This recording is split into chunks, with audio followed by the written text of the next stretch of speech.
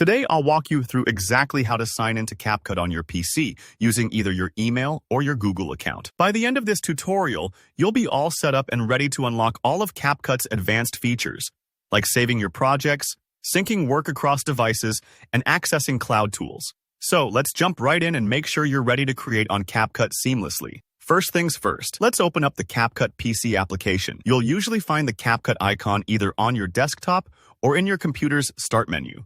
Double-clicking that icon will launch the software for you. Sometimes it can take a moment for CapCut to load, especially if this is your first time or if your PC is running lots of other programs. So don't worry if you see a loading screen for a few seconds. Once CapCut opens, direct your eyes to the top left corner of the application window.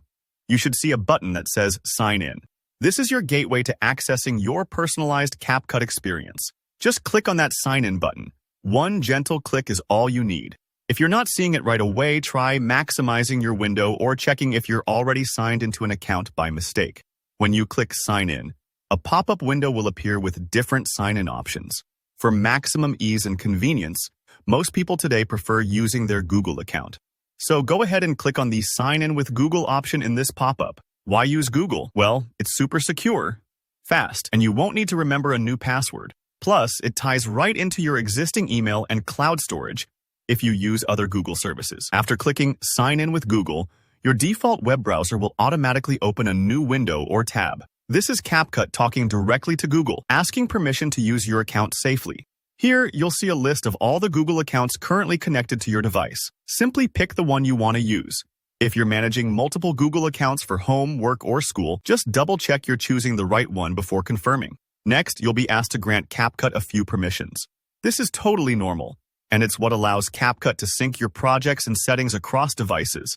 You might be prompted to allow access to your basic profile information or your email address.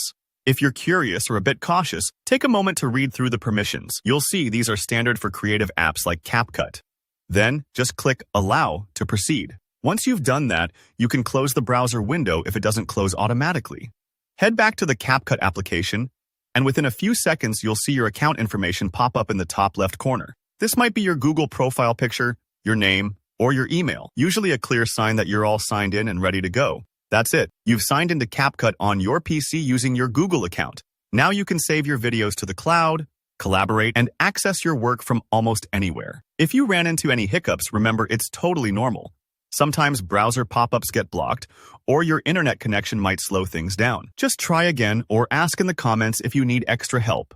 If this tutorial helped you, let me know by hitting the like button.